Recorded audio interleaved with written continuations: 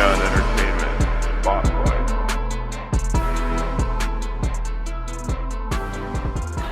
Hey everybody, thanks for joining us. This is another installation of Neon Spotlight. Today we're being joined by Scott Celani, and one of the many things that he is talented at is being the host of live karaoke. And for those who don't really understand what live karaoke is, can you just kind of fill us in on how you approach it? Yeah, what I would say is it's my thing. What we do is a little different than your typical live band karaoke because it's. Do you remember MTV Unplugged? Yeah, absolutely. Yeah, this is more in the spirit or according to the model of MTV Unplugged, because what it does is, one second here. Sure. The idea behind it is that, first off, these programs in general are, what it does is, as a musician who's been on a lot of college campuses, the music, doing a regular show is great, but doing what you find is with those shows, audience members can either be active or passive. It really depends on on what's going on at the school and the mood of things and whatnot. So, and what kind of an event it really is. School kind of depends on, the kind of interaction and involvement. Yeah, when it comes to just, being a singer-songwriter like I am and going on a campus to play a show, a lot of that really depends on how well the school promotes it for you, and also it depends on the, the mood that the students are in that night, if they really feel like getting into it or if they're really just sort of, have their mind on other things, because they're not active participants. The advantage of the karaoke thing, the live band karaoke thing, is that it's an interactive program, and the schools are always looking for more and more of those. It's a challenge for schools to get students to come out and participate in their events, and they're much more likely to come out either if they're getting something, like if they're giving them like a novelty or something like that to take home with them, or if they're able to participate in the actual program itself. And that's what the live band karaoke thing allows for. It's a musical and artistic program, but it involves a lot of student/audience participation. And with our thing, the live band karaoke thing that a lot of people have seen, may have been what you've seen, is the bigger band with the big sound system and the big full production and the lights and all that stuff, which is great. There's two things about that are a potential disadvantage to a school. One of them is the expense, of course. You got more guys in the band, you got more production, bigger space, the whole thing. So there's the expense of that. The other part of it is that kind of a setup, as cool as it is, or cool as it can be, some students might find that a little intimidating. And even though they want to sing, they want to get up and participate, a bigger stage might be a scarier stage for them. So what you have is Our thing is a little bit more acoustic. It's more of we come in as a trio as opposed to a band, and we have a band sound, but we can also have more of a mellow acoustic thing, the kind of the way that you would see on MTV Unplugged when it was on back in the day. That's sort of the idea behind it. And so what that does is that it's less expensive. It's much easier on a budget for a school because of, our program, our group comes in instead of 5 or 6 members, you got 3. So there's less people, and you can deal with a smaller space if you don't have a bigger space, and you have less production to deal with. In fact, we bring our own sound if the school doesn't have a sound system for us or doesn't have access to one. We'll bring all of our own production in with us, and then you have the advantage of a student being, a student might be a little on the shyer side of things, might be more willing to come up on stage in a less intimidating presentation than the big band on the big scary stage. That's the advantage of what we're doing, and it's gone very well to this point. No, that's great. That's interesting. The fact that you bring that up as far as maybe being less intimidating. How if you find the person who's performing, the volunteer, is struggling, does the band kind of step in and give a little bit of a backup, or how do you operate in those kind of situations? Well, they get, I have all the, we put out the song lists, and around the, we put copies of the song lists around the room, and a sign-up sheet that we have. So basically the students can look at the songs, see what song they like and are comfortable with. They pick it out and they put their name on the list. And when we bring them up, they have we have all the lyrics on the computer screen in front of them. And I make a point of it to really work with them if they're real confident and they know the song and they don't need a lot of help, that's one thing. But if you can tell they're not sure, they're a little confused, or they don't know where to come in, I very often count it off so the band's coming in, and then I'm talking to them. I say, okay, I'll count you in on 4 or whatever, and so that they know. And I may sing the first few words with them or something if they don't know where it is. And then like during the song, if they get lost, I'll be on the mic and sort of help them find their spot if they lost their place in the song. And so we definitely hold their hand, so to speak, throughout the song if they need it. Right. No, and I'm looking at some of the videos online. It looks like the students really seem to take to it and enjoy it. And some of them don't need any help. They dive right in and they really love it. Well, yeah. I mean, I think there's also certain people. As I was joking around with my staff while we were doing a little homework on what you're up to. So I'm just not going to start speaking with you and not have a clue who you are. I was saying how I had basically Neil Diamond was the extent of what I did when I did karaoke at any point. But I would also see some people who would just go up there and crush it, and they seem to have either some kind of a musical background, or it was just a hobby or just an interest that they were more comfortable with. And then you have some of the people who, I don't know how much you run into this in a college setting, but clearly drunk and they're just kind of wailing away and sounding like it's not working out so well for them. Yeah. They don't know it though. Yeah, your typical college show that we do, these are campus booked shows. I mean, there are still some schools that have on-campus bars, and they may do like maybe an 18-plus show, but only 21 and over can drink, where you might see some of that. You see that still occasionally, but your typical show on a campus is often on a weeknight, or sometimes on a weekend, and it's they're not serving booze, so you're probably serving soft drinks and coffee and free food to get the kids out. But it's usually a pretty controlled that way. I mean, the one that you saw in the videos from the University of Maryland, we're actually going back there in about a month, and that's a real fun one because the last 2 years we've done it, they have had huge crowds of students come out. I mean, it's been like 500-600 people coming out, to the point where we couldn't even accommodate everybody who wanted to sing. So it was a real high energy night, and it was a 3-hour show, and it went by in a flash just because it was one student after another, just really getting into it. That's your best case scenario, and so but we've been seeing that, which is great. And that was one thing I was going to bring up is, do you find like certain areas, certain schools, certain areas of the country that are more enjoyable to play? It really varies. I mean, I've had sometimes sometimes you end up at a school like University of Maryland is in a big metropolitan area. It's in the DC area, and it's a huge school, lots of people, lots of activity going on. And then I've been to those schools that are remote little tiny schools in the middle of nowhere that you didn't even know existed, and otherwise, unless you were planning on going there. And I see just as much energy at those schools, sometimes more than you see at a bigger school.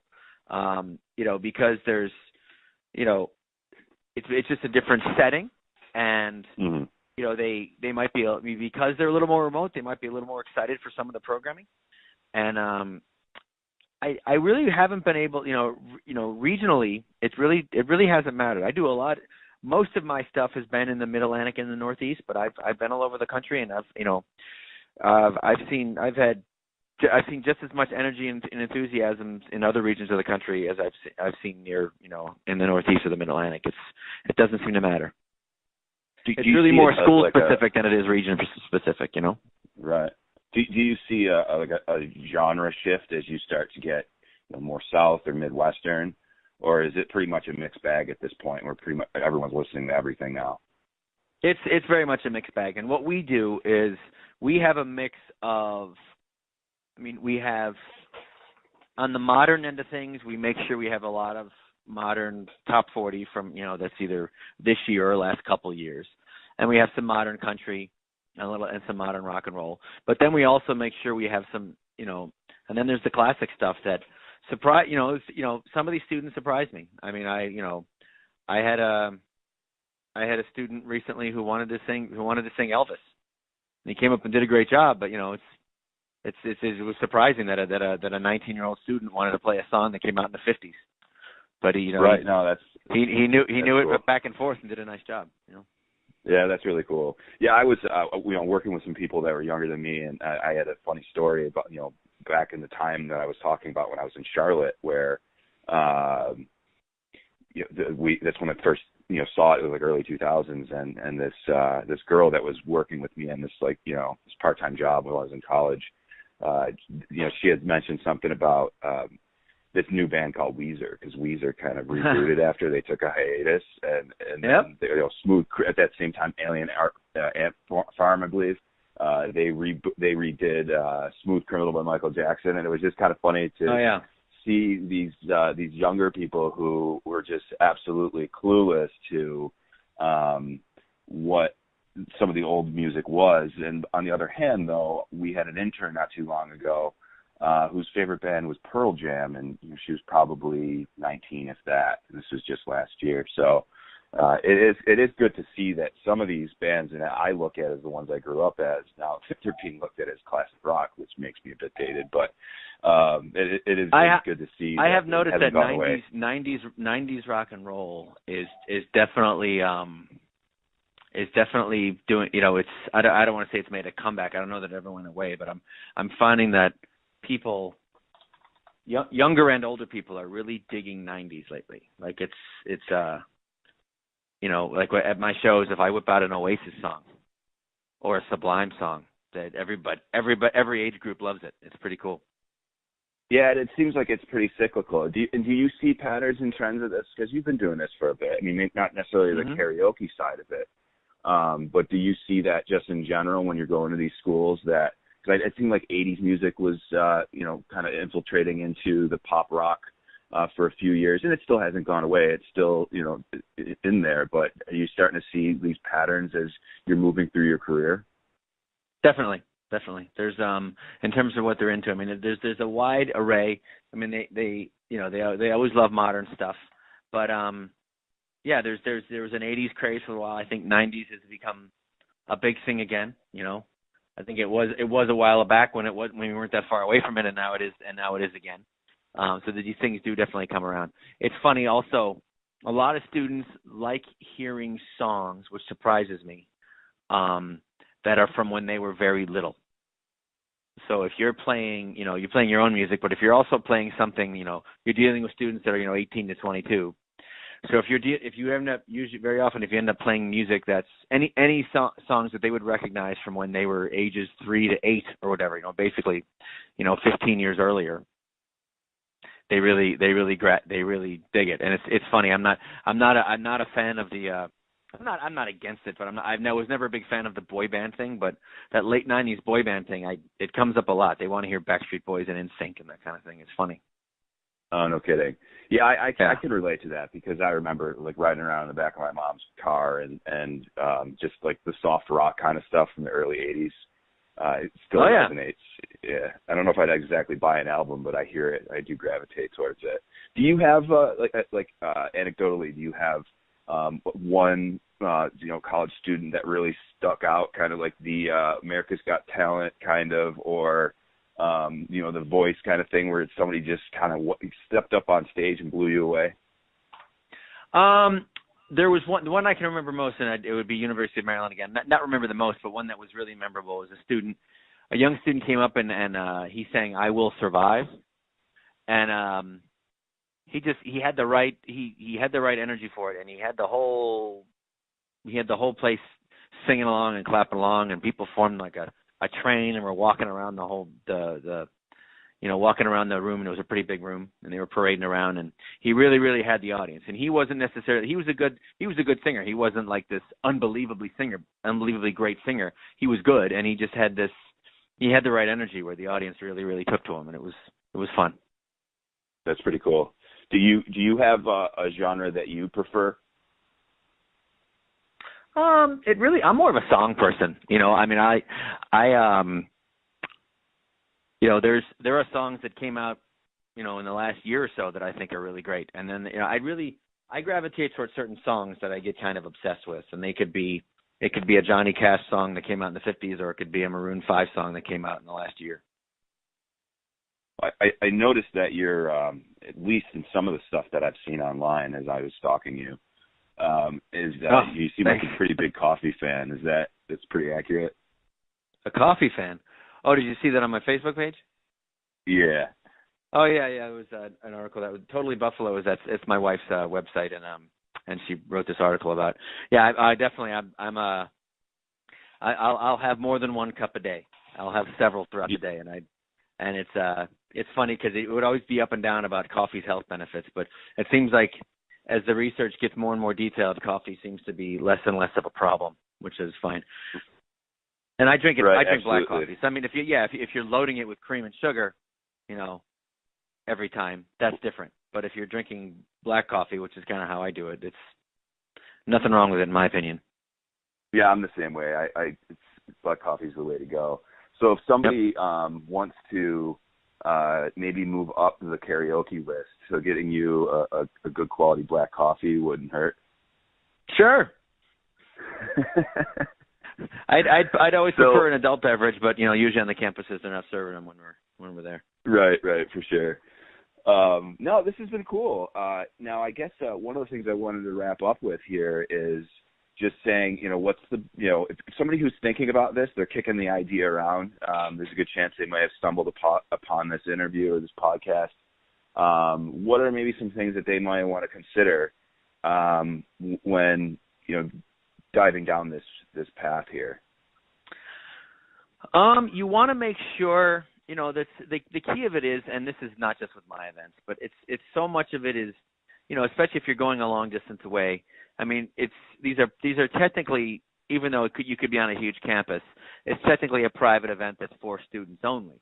And so it's really on the, and I say this about all different kinds of audiences, not just campuses. The audience members don't realize how much control they have over the energy of a show.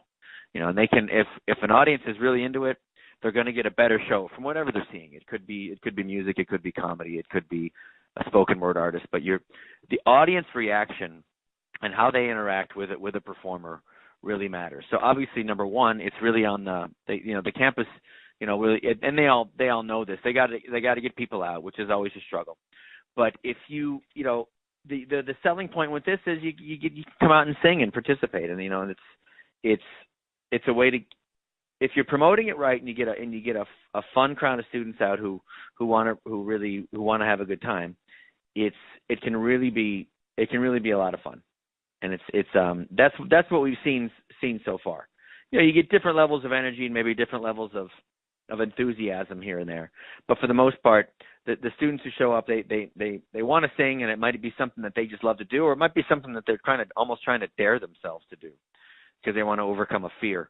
But we try to make it real comfortable, real relaxed. That's the whole Unplugged vibe is tries to foster that environment. And if you promote it as an interactive, fun event where they can maybe give themselves an opportunity to have a good time doing something they don't normally get to do, I think it can go well for a school. Yeah, and I can see that this is certainly something that could help somebody come out of their shell a little bit as they're trying to experience the college experience.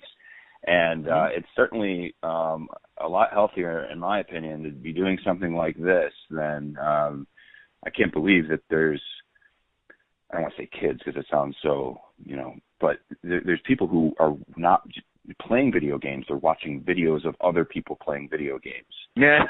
So I would always encourage somebody, colleges to start trying to get their students engaged in getting out of their dorms and getting involved. Yeah. I mean, there are a lot of people that we deal with at the schools. It's right in their title. The term student engagement is right in their title. You'll need a coordinator for student engagement or director of student engagement. It's a big thing, They're trying to foster that active participation as opposed to the passive participation. Absolutely. Well, how does someone get a hold of you then if they want to book you to bring you to their school, or they're just looking for more information? What's their best next step? The best move would be to go to neon-entertainment.com, and you can either contact them or call them to the website. And the site's it seems to be new and improved every year, but the site's it's better than ever. And so we have different agents that handle different parts of the country. So whatever agent, the site will tell you which agent handles the area you're in, or you can call the toll-free number that's on the website too. But it's neon-entertainment.com, and you can find even if you search for live karaoke, we'd come right up. Yeah, that's really cool. And I did see that your rider is on there, and you didn't have anything crazy, just a couple bottles of water and some lighting. You got to get something in there like green jelly beans or something like that. I know, the green M&Ms or 35 hot towels or something like that. That's not a bad idea. Well, this is cool. So once again, if you want to do another little plug before we wrap up, that would be great too. Absolutely. You can. It's called Live. Keep in mind, it's called Live Unplugged Karaoke, and you can find it right on Neon's website. And there's video on there and an explanation of the show. And I'm always available. If there's specific questions about something they're looking for, that kind of thing. We try to be as user-friendly as possible. Great. Well, this has been a great experience chatting with Scott Celani here. And I can't help but appreciate a Buffalo guy, finding a really cool niche here. And thank you. 'Cause that's where I am. So, yeah, very cool. And good luck to you. And we look forward to getting this out in front of the public, and hopefully it's helpful in people making the decision on how they can start doing things other than watching video games of video games. I agree.